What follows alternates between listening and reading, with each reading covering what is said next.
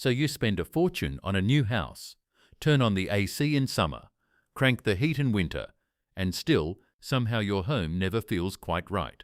Too hot, too cold, too humid. And your energy bills, they're criminal.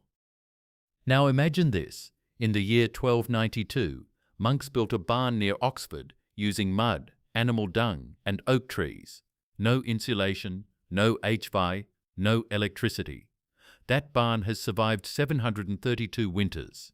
It's weathered blizzards that would make your heating bill look like pocket change and summers that would overwhelm modern air conditioning. And it's not alone. From frozen medieval villages to scorching Persian deserts, ancient builders created structures that could conquer every climate, and many are still standing today, outlasting the advanced homes we build with all our technology. Today, we're unlocking the complete playbook they used to defeat heat, cold, and time itself. And by the end, you'll understand why your modern home might actually be less advanced than a building made from mud. The Cruck frame. If the foundation was the anchor, the timber frame was the skeleton. And in many of the most resilient houses, this skeleton used one of the most elegant and efficient structural systems in architectural history, the Cruck frame. Recent dendrochronological analysis has identified over 3,086 surviving Cruck-framed buildings across England, with dates ranging from the 1260s to the 1550s, a testament to both their durability and their prevalence. A Cruck frame is a marvel of resourcefulness. Instead of building a rectangular box, the builders sought out trees with a natural, gentle curve. They would then split a single curved trunk down the middle, creating two symmetrical blades. These were raised and joined at the peak, forming a perfect A-frame. A series of these, connected by horizontal timbers, created the entire core of the building. What makes this so ingenious becomes clear when you analyze the material requirements. Detailed studies of surviving examples show that a typical peasant house required approximately 111 trees for construction, 8 large oak Cruck blades from mature trees over 24 inches in diameter, plus dozens of smaller trees for studs, rafters, and interior elements. Compare this to the heavy box-framed houses used by the nobility, which could require over 332 trees for a structure of similar size.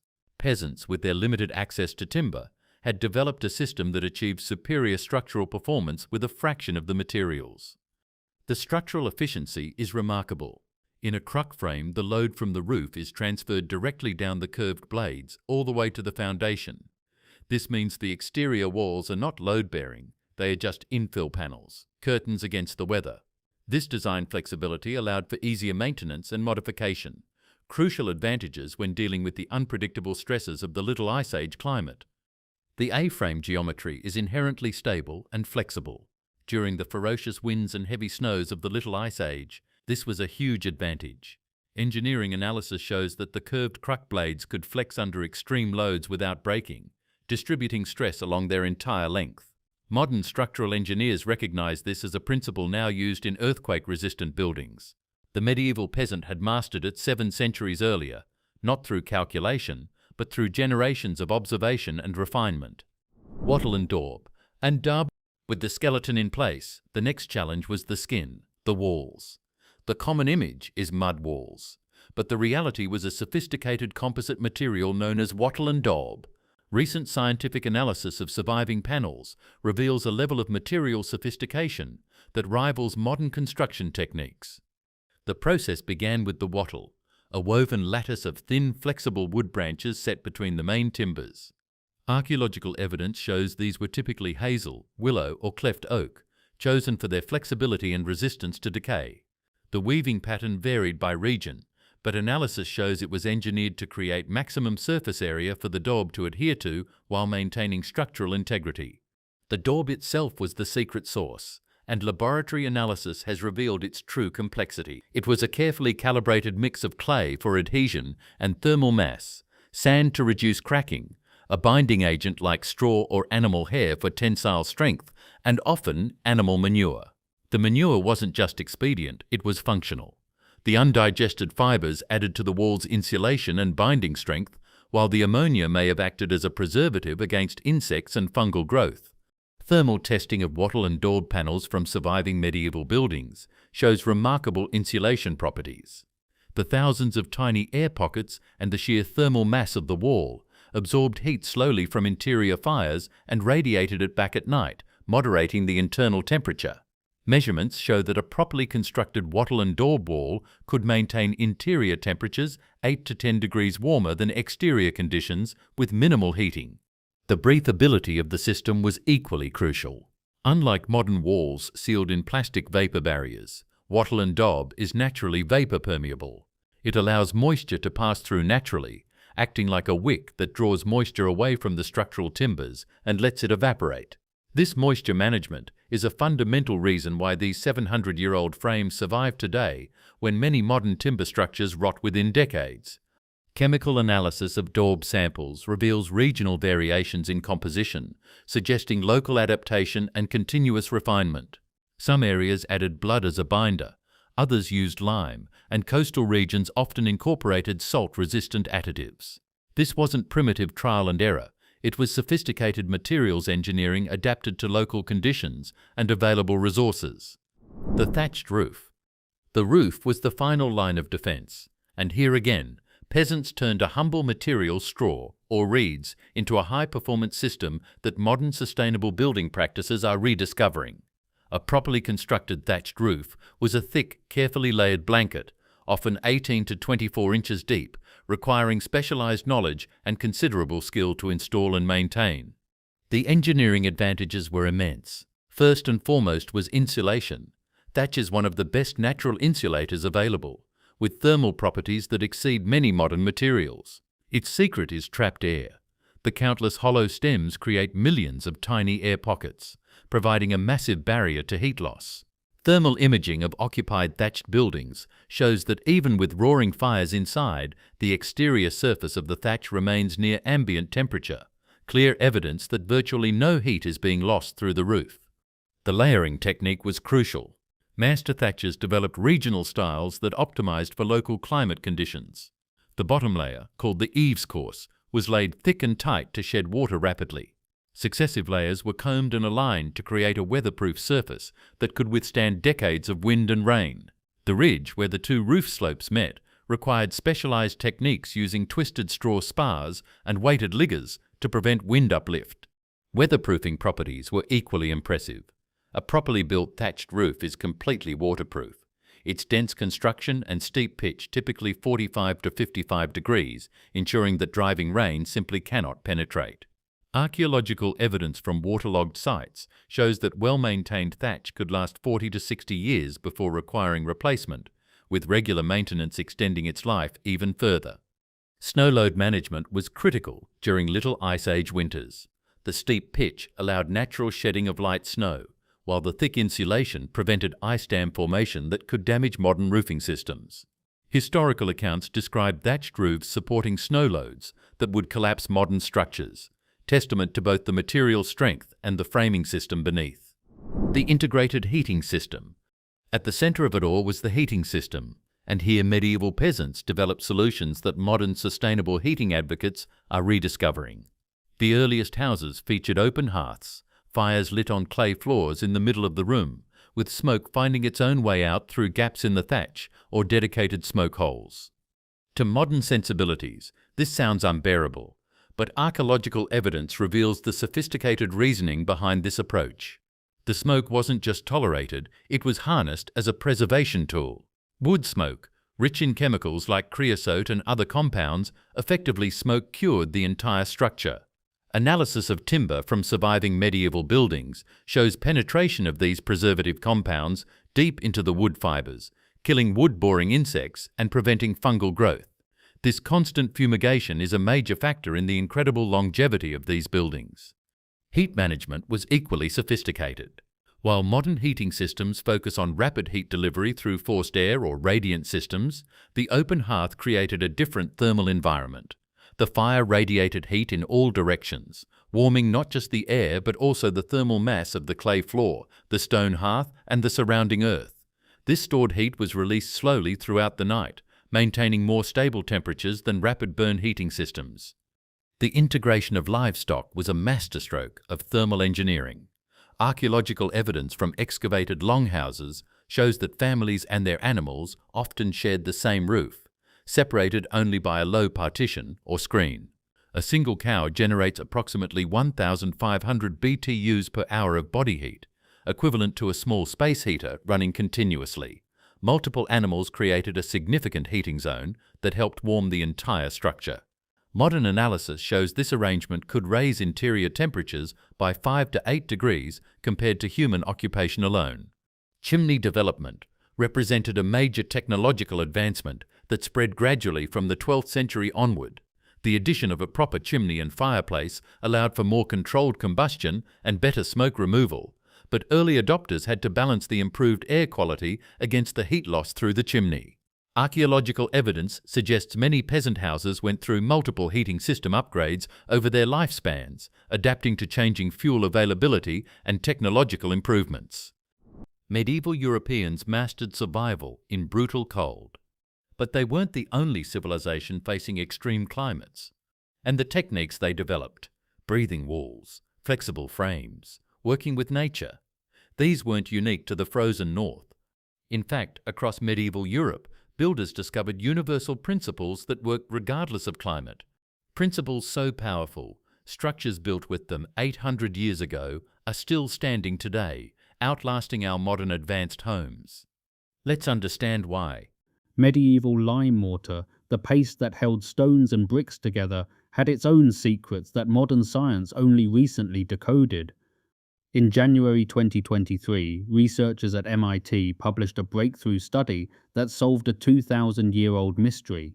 They were examining ancient Roman concrete and mortar, trying to understand why structures like the Pantheon, built in 1208 AD, were still standing strong while modern concrete often crumbles within decades.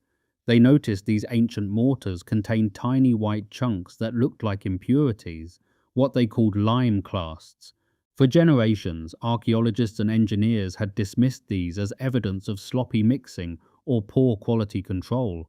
But the MIT team, using cutting-edge chemical analysis and microscopy, discovered these weren't mistakes at all. They were the key to everything.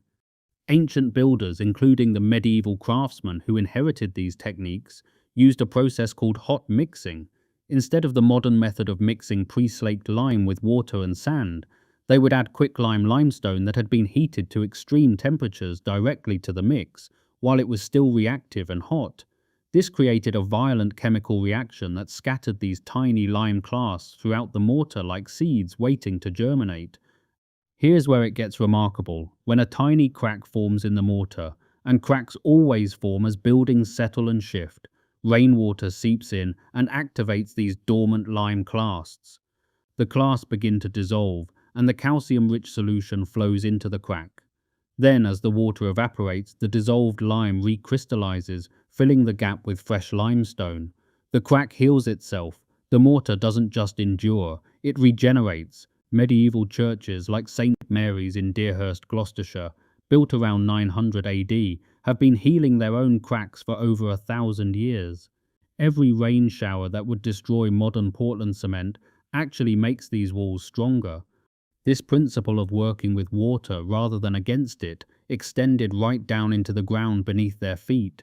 The foundation revolution for medieval builders came in the year 1210, when builders in Cheddar, Somerset, discovered a simple truth that changed everything. You had to get the wood off the ground to stop it from rotting. Before this, they'd been burying timber posts directly in the earth, where ground moisture would inevitably cause decay within a generation. The innovation was the stone pad foundation, placing massive timber posts on large flat stones that kept them elevated and dry. But the smartest builders went even further with what's known as a rubble trench foundation. Instead of digging a trench and filling it with solid concrete like we do today, they would dig down to stable soil and fill the entire trench with loose stones and gravel of varying sizes. This created a massive drainage system right beneath the building. Essentially a giant French drain that would channel groundwater safely away and keep the base of the structure perpetually dry. Air could circulate through the gaps between stones, preventing the buildup of moisture and the rot that comes with it. So the first secret is this: the barn is not a sealed box fighting against moisture. It is a living, breathing organism that accepts water as a part of life and intelligently manages it. from its manure-infused walls that absorb and release humidity, to its self-healing lime mortar that gets stronger with rain, to its foundations that drain and breathe.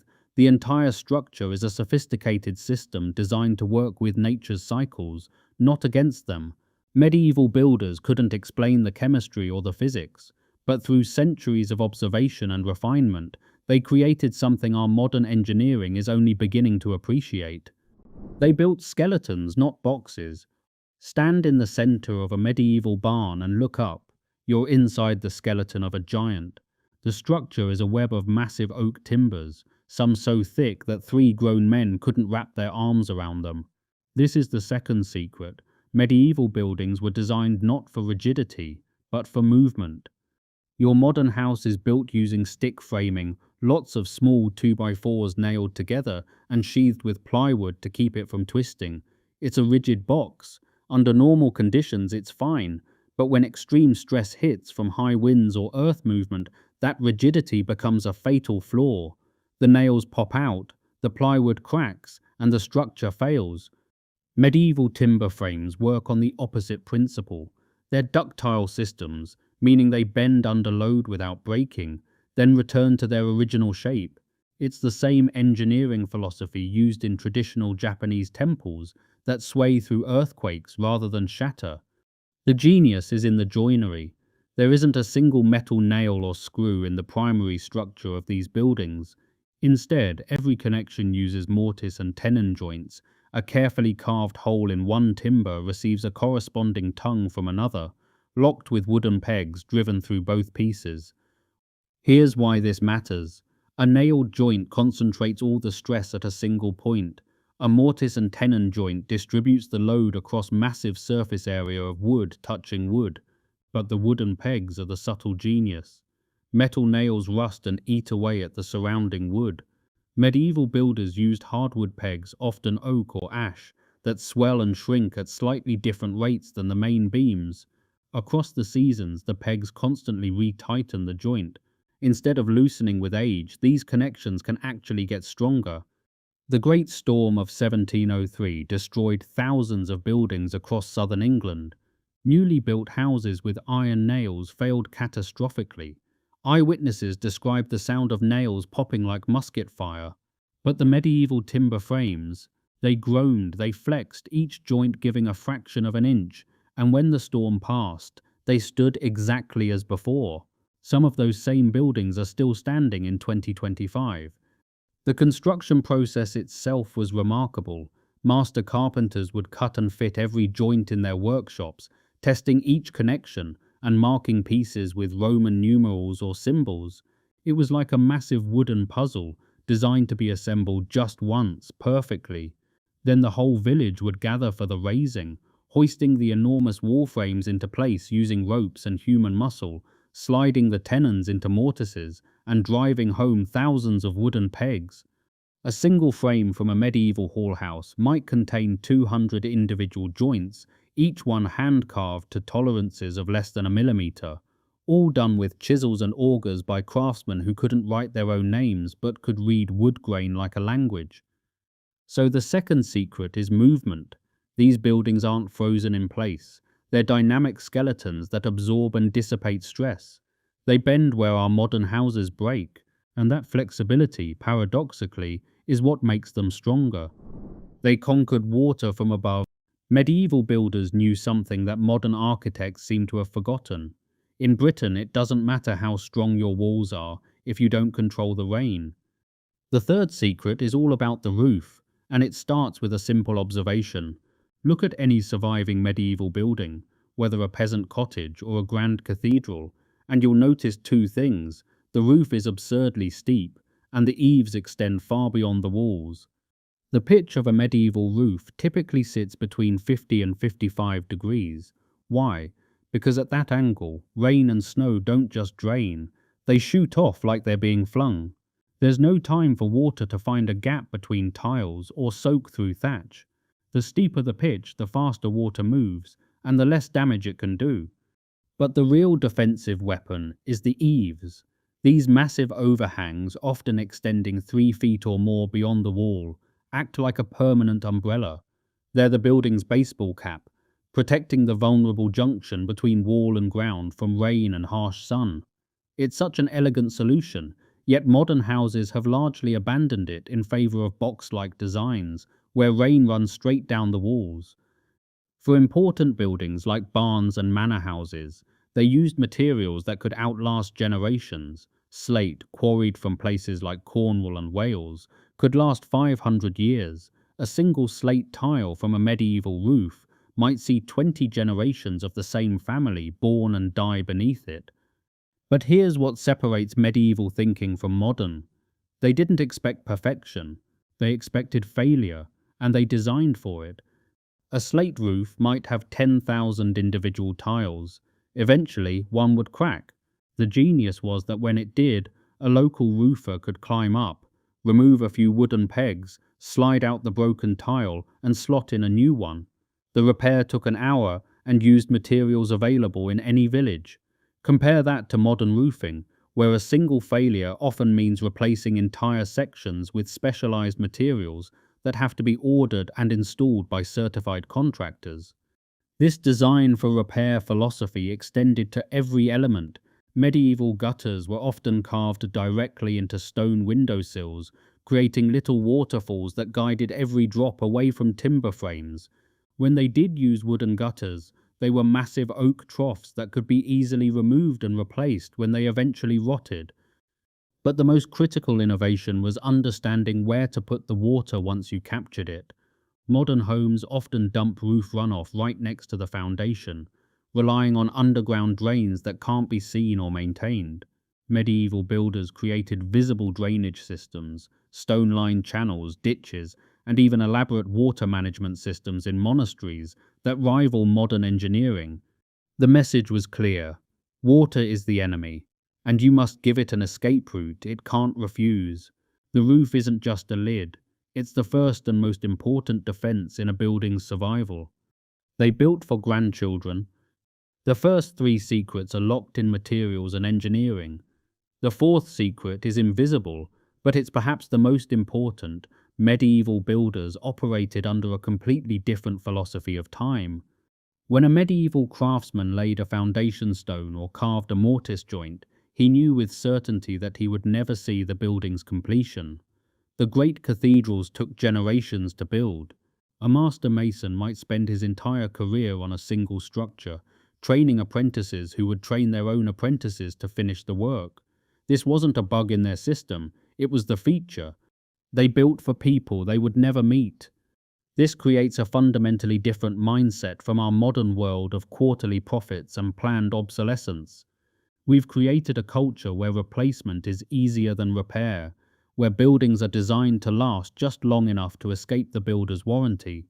When a modern window fails, you rip out the whole unit. When a floor gets damaged, you tear it all up. We've engineered convenience and engineered away durability. Medieval buildings were the opposite.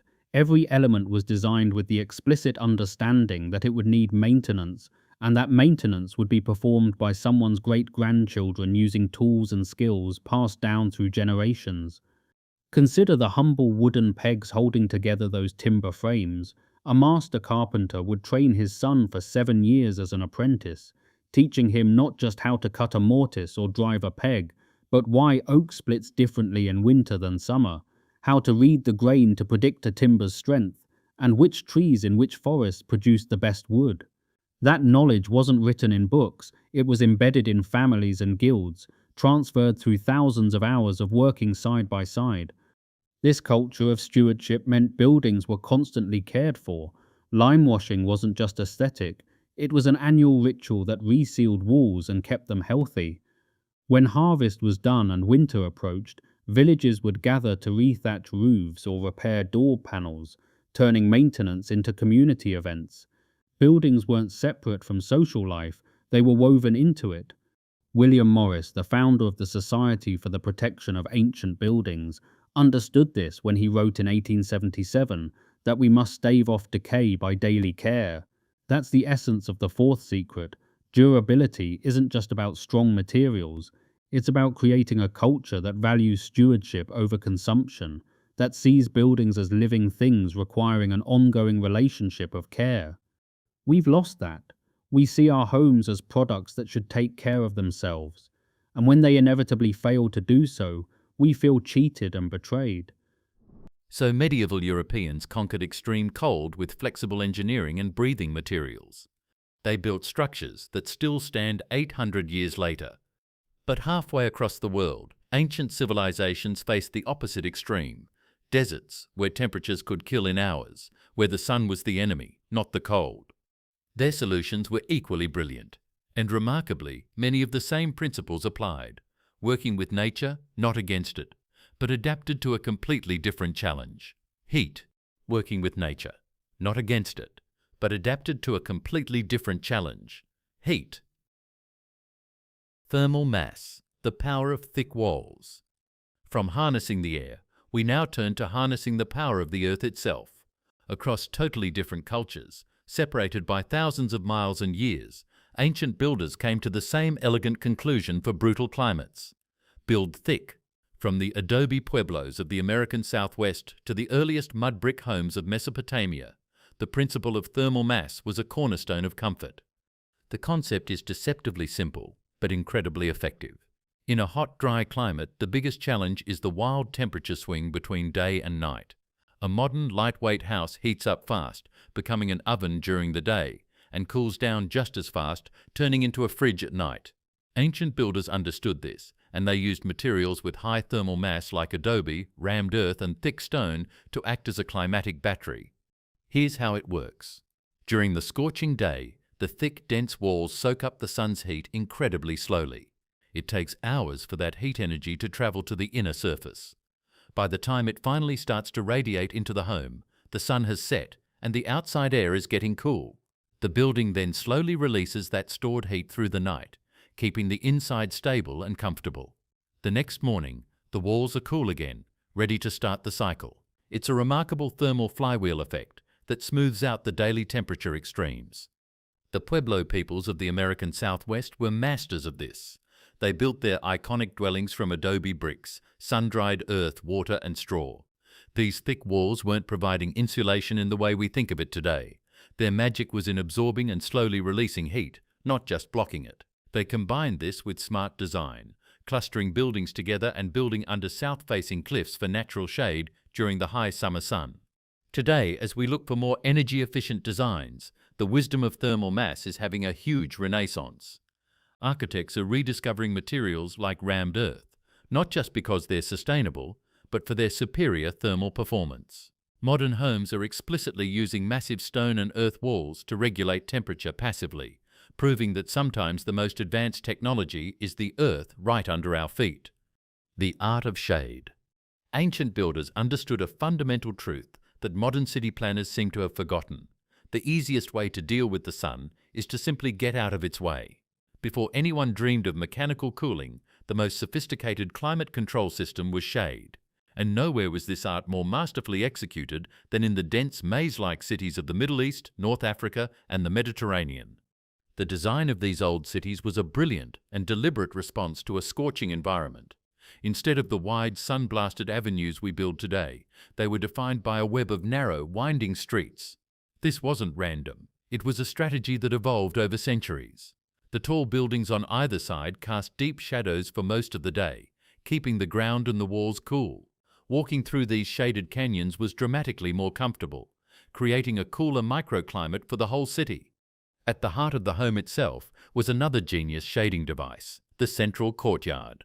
In traditional Islamic and Mediterranean architecture, houses looked inward, organized around a private, open-air courtyard. This space was the lungs of the house. During the day, the surrounding rooms stayed in deep shade. Fountains or pools were often placed in the center, and as hot air drifted in, it would be cooled by both the shade and the evaporating water. The courtyard also drove natural ventilation. As the sun heated the air in the courtyard, it would rise, pulling cooler air from the shaded rooms and streets into the house to replace it. At night, the process would reverse. The open courtyard would radiate heat out to the clear night sky, becoming a pocket of cool air that would then spill into the surrounding rooms. It turned the whole house into a self-regulating, breathing organism. The lessons here are profound. While you can cool a single building with technology, cooling a whole city requires smart urban design. The ancient model of compact shaded cities offers a powerful alternative to the heat island effect that plagues so many of our modern towns. Evaporative cooling. In the driest places on Earth, where the air is parched and the heat is relentless, ancient civilizations discovered a kind of thermal magic. They found that the very element they lacked, water, held the secret to creating incredible coolness. This is the principle of evaporative cooling, and ancient Egyptians, Persians and Indians mastered it to create oases of comfort. The science is beautiful, and it's the same reason you feel a chill after getting out of a swimming pool. When water evaporates, turns from a liquid to a gas, it needs energy. It pulls that energy as heat from whatever is around it. So as water evaporates, it actively cools the surface it's on and the air around it. It's a passive process that literally turns heat into a source of cooling. Ancient Egyptians used this in a really simple but effective way. They would hang wet reed mats over doorways and windows. As the hot, dry desert wind blew through the damp material, the water would evaporate, instantly dropping the temperature of the air coming into the home. It was basically a simple organic air conditioner. Persian architects, as we saw, integrated this into their more complex systems, channeling air from a wind catcher over a subterranean pool of water from a qanat. The resulting evaporation would cool and humidify the air, making it far more pleasant. But maybe the most breathtaking application is in India, with its spectacular step wells, or baulis. These weren't just wells, they were inverted subterranean pyramids, grand architectural feats designed as community hubs and climatic refuges. Steps lead down multiple stories into the earth. The bottom of the stepwell, where the water was way cooler than the surface. The massive surface area of the water, combined with deep shade, created a huge zone of evaporative cooling. People could descend the steps to gather, socialize, and escape the oppressive heat in a naturally air-conditioned space. The modern relevance is immense, especially as a low-energy alternative to AC. Innovators today are taking cues directly from the past, like one team of architects who created a stunning installation of conical clay tubes. Water runs down the porous terracotta, cooling the air that passes through it, a direct echo of ancient water cooling pots. It's a powerful reminder that sometimes the best solution is to just add water. Mashrabia, the architectural veil. Throughout the Islamic world, from North Africa to India, you can find this distinct and beautiful architectural element, the Mashrabia. It's an intricate, ornate screen of carved wood latticework, usually projecting from the upper floors of a building. But the Mashrabia is so much more than decoration. It's a masterful, multifunctional device that cools, controls light, and ensures privacy, a perfect fusion of art and environmental science. Its primary job is to act as a climatic filter. The patterns aren't just for looks. They're designed to break up direct sunlight, turning a harsh glare into a soft, diffused glow inside. This dramatically reduces solar heat gain, while still allowing in plenty of natural light. Beyond shading, the Mashrabia is an expert at managing airflow. The small openings in the lattice allow breezes to pass through, providing constant, gentle ventilation. Some designs took this a step further.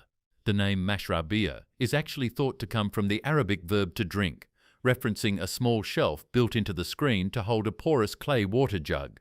As air flowed through the screen and over the damp pot, it would be cooled by evaporation, delivering a subtly conditioned microbreeze into the room. Finally, the Mashrabia served an important social function. It allowed occupants to look out onto the public street without being seen, acting as an architectural veil that maintained privacy. The elegance of this ancient tech has not been lost on modern architects. The most famous modern interpretation is Jean Nouvel's Institut du Monde à Devin in Paris. Its south facade is covered in metallic diaphragms that mimic Mashrabia patterns and mechanically open and close in response to sunlight. Then there are the Al-Bahar Towers in Abu Dhabi, with a dynamic computer-controlled shading system inspired directly by the Mashrabia. These buildings prove that the core principles, filtering light, enabling airflow, and creating a responsive barrier, are more relevant than ever. Solar orientation.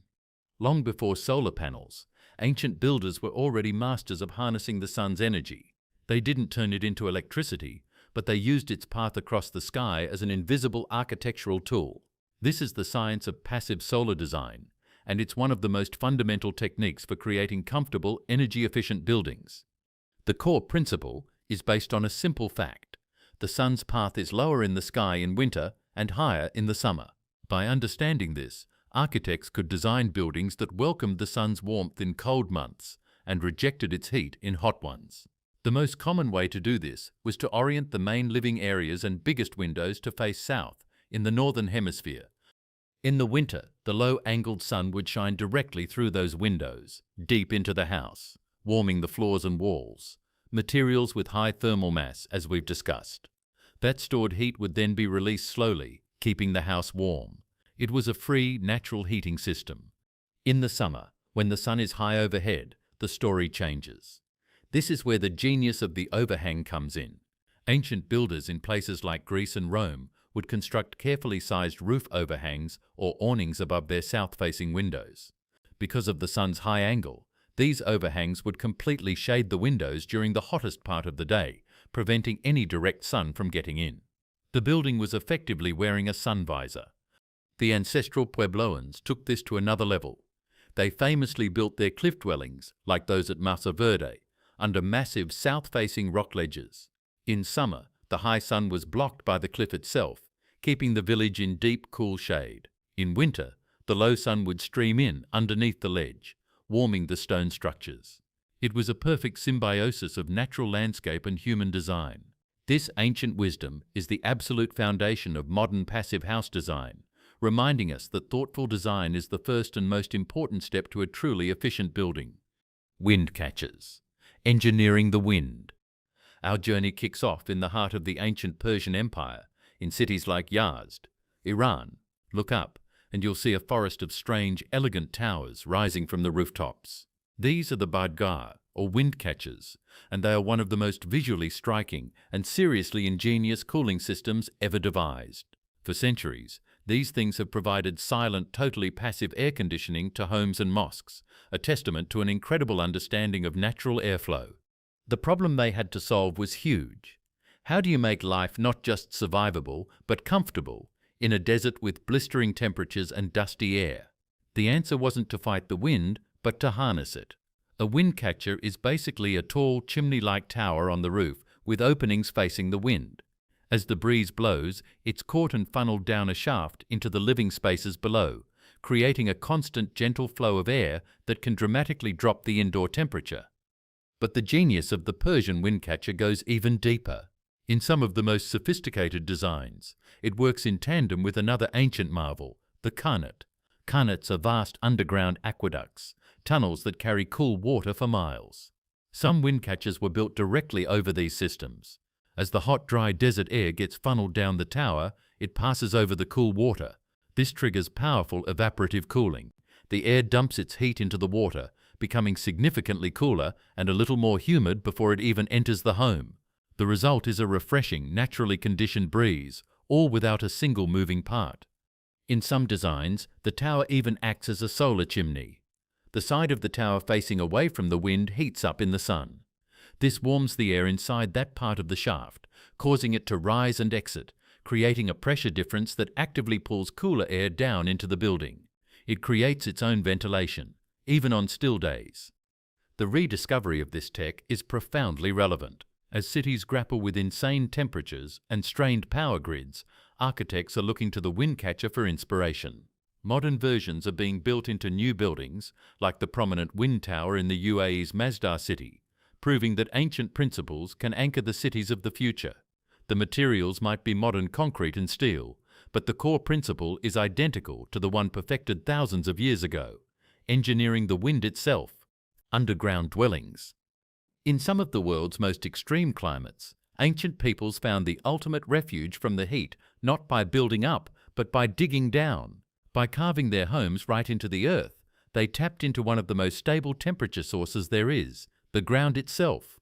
From the incredible subterranean cities of Cappadocia in Turkey to the cave dwellings in China, underground architecture offered a powerful solution to life on a volatile surface. The principle here is geothermal stability. While the air temperature can swing wildly, the temperature of the earth a few meters down stays remarkably constant. In many places, It hovers right around the local average annual temperature, a far more comfortable and predictable starting point than the extremes outside. By building underground, you are wrapping your home in a massive natural insulator. The most stunning example is Cappadocia. Here entire cities were carved from soft volcanic rock. These weren't just caves, they were complex multi-level communities with homes, kitchens, stables and chapels, all connected by tunnels. These dwellings stayed cool in the brutal summer and were protected from the freezing winter winds, all while being a defensible shelter. Today, architects are revisiting this idea. Modern earth-sheltered homes leverage the same principles but with contemporary tech. They often feature large south-facing windows on the exposed side to capture winter sun, while the other sides are burrowed into the earth. By using the Earth's thermal mass, these homes can dramatically slash their energy needs for heating and cooling, in some cases by 80% or more compared to conventional houses. The ancient impulse to seek shelter in the earth is re-emerging as a forward-thinking strategy for building homes that are deeply connected to their landscape. We've travelled from frozen medieval Europe to scorching Persian deserts, 10 techniques that conquered every climate without electricity, without modern materials, without any of the technology we think is essential. And here's what they all share. They worked with nature, not against it. Flexible instead of rigid, breathing instead of sealed. Built for centuries, not decades. These weren't primitive solutions. They were brilliant engineering adapted to extreme constraints. And many of them work better than what we build today. So which technique impressed you most? Which one could you see yourself using? Let us know in the comments. And if this changed how you think about building, subscribe. There's so much more forgotten wisdom waiting to be rediscovered. The past isn't primitive. It's a masterclass we're only beginning to understand.